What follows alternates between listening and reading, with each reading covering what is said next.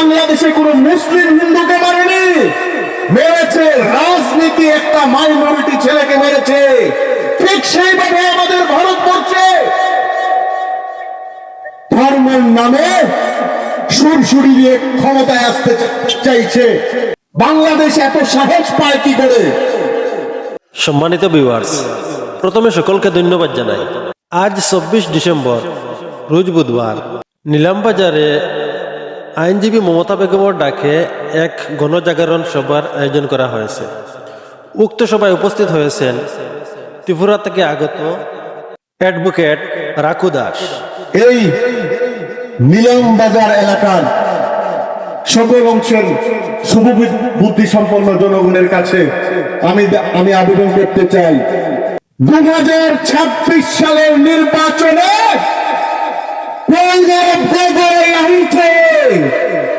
গৌরব সরকার প্রতিষ্ঠা হওয়ার সময়ের অপেক্ষা মাত্র।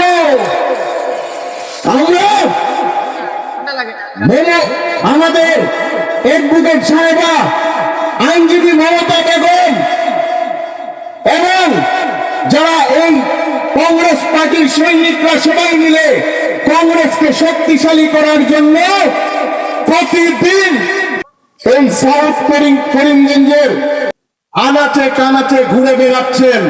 ত্রিপিকে উৎখাত করে প্রমাণ করে দিতে হবে যে সাউথ করিমগঞ্জের মানুষ ধর্মের রাজনীতিকে বিশ্বাস করে না। বাংলাদেশের খবর জানেন তো আপনারা? বাংলাদেশে কি মুসলিম হিন্দুকে মারছে? ভারতবর্ষে বিভিন্ন জায়গায় অনেক মাইনরিটির উপর অত্যাচার হচ্ছে। বাংলাদেশে মাইনরিটির উপর অত্যাচার হচ্ছে। আজ ভারতবর্ষ বাংলাদেশ প্রায় একই জায়গায়, সারা পৃথিবীর মধ্যে প্রায় একই জায়গায় এসে দাঁড়িয়েছে। সারা বাংলাদেশকে মাইনরিটির উপর অত্যাচার করার কারণে সারা বাংলাদেশকে সারা পৃথিবীর মানুষ পুতুল জানাচ্ছে। এবং জানেন তো, নরেন্দ্র মোদীজির সরকার আসার পর বাংলাদেশের ইকোনমিক গ্রোথ শেখ হাসিনার আমলে ইন্ডিয়ার সঙ্গে পাল্লা দিচ্ছিল। একটা সময় বাংলাদেশের ইকোনমিক গ্রোথ ইন্ডিয়ার থেকে বেশি হয়ে গেছিল, কিন্তু আজ ধর্মের নামে রাজনীতি করে শেখ হাসিনাকে অনৈতিকভাবে শেখ হাসিনার পতন ঘটিয়ে, শেখ হাসিনার পতন হয়নি, অনৈতিকভাবে একটা ইন্টারিম সরকার ধর্মের সুরসুরি দিয়ে সেখানে তৈরি করে আজ বাংলাদেশকে পুরো ক্রমে ডেস্ট্রয় করে দিয়েছে। এই ভারতবর্ষে এই যে বাংলাদেশে গত কিছুদিন আগে দীপু চন্দ্র দাসকে চালিয়ে পুড়িয়ে হত্যা করেছে না কারা? আমি বলছি, বাংলাদেশের একটা শিক্ষিত মুসলিম ছেলে যে পাইলটের ট্রেনিং নিচ্ছে বাইরে, সে ফেসবুক লাইভ করে বলছে যে তোমরা কি করছো? যারা কট্টর মৌলবাদী, যারা জামাতের দল, তাদেরকে কি বলেছে? তোমরা সামনে নির্বাচন, তাই নির্বাচনে জিতার জন্য একটা মাইনরিটি, একটা হিন্দু ছেলেকে আক্রমণ করে সমস্ত বাংলাদেশকে ধ্বংস করছে, বাংলাদেশকে শেষ করে দিচ্ছে। সারা পৃথিবীর মানুষ বাংলাদেশকে ছি ছি করছে। এই বাংলাদেশে কোনো মুসলিম হিন্দুকে মারেনি, মেরেছে রাজনীতি একটা মাইনরিটি ছেলেকে মেরেছে। ঠিক সেইভাবে আমাদের ভারতবর্ষে ধর্মের নামে সুরসুরি দিয়ে ক্ষমতায় আসতে চাইছে, ক্ষমতায় আসছে। দুবার ক্ষমতায় এসছে দিল্লির গদিতে নরেন্দ্র মোদীজির সরকার। কি বলছেন বিজেপিরা?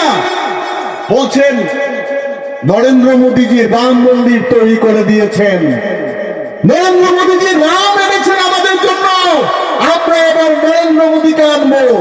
আমি বিজেপির বন্ধুদের বলতে চাই, নরেন্দ্র মোদীর জন্ম হওয়ার আগে, বিজেপি পার্টির জন্ম হওয়ার আগে বংশের নাম পূজিত হবে। রামকে আনার মতো ক্ষমতা মোদিজির বা কোনো ব্যক্তির হয় না। মোদিজিকে তৈরি করেছেন, সারা ভারতবর্ষের প্রতিটা নাগরিককে তৈরি করেছেন ঈশ্বর আল্লাহ ভগবান। আমরা জানি ঈশ্বর আল্লাহ একই নাম। আমি বলতে চাই, পশ্চিম বাংলায় বাবরি মসজিদ দেখেছেন? বাবরি মসজিদ যেভাবে বিজেপি পশ্চিম বাংলায় ধর্মের সুলসুড়ি দিয়ে ক্ষমতায় আসতে চাইছে, ঠিক সেইভাবে টিএমসি প্রাক্তন বিধায়ক, প্রাক্তন বলবো না, যেহেতু এখনো আমি বিধায়ক পদ থেকে রেজিগনেশন দেননি, তৃণমূল বহিষ্কৃত বিধায়ক বাবরি মসজিদ তৈরি করছেন। যদি মন্দির আর মসজিদ তৈরি হয় তাহলে ডেভেলপমেন্টের কথা, উন্নয়নের কথা কে বলবে? আমরা ভারতীয় জাতীয় কংগ্রেস মন্দিরের পক্ষে নয়, আমরা মসজিদের পক্ষে নয়, আমরা কর্মসংস্থানের পক্ষে। আমরা হিন্দু মুসলমান শিখ খ্রিস্টান আমরা ভাইচারা হয়ে থাকতে চাই। কংগ্রেস জাতিতে জাতিতে ভেদাভেদ চায় না, কংগ্রেস জাতিতে জাতিতে বিভাজন চায় না। কংগ্রেস একটা শিখ ধর্মের লোককে ভারতের প্রধানমন্ত্রী বানায়। কংগ্রেস একজন মুসলিমকে ভারতের রাষ্ট্রপতি উপরাষ্ট্রপতি বানায়।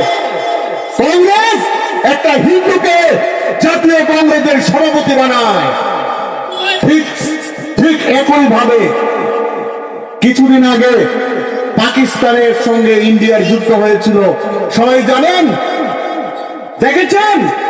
এই যুদ্ধের নেতৃত্ব দিয়েছেন তিনজন, একজন হিন্দু, একজন শিখ, একজন মুসলিম। ভারতবর্ষ তৈরি করতে গিয়ে হিন্দু মুসলমান শিখ খ্রিস্টান সকল অংশের মানুষ আমরা আমাদের দেশকে তৈরি করেছি। রক্ত দিয়েছে এই দেশের মুসলিমরা, এই দেশের হিন্দুরা, এই দেশের শিখরা, এই দেশের সকল অংশের জাতির মানুষরা। এই দেশ আমাদের প্রাণের দেশ, আমাদের কাছে দেশ আগে।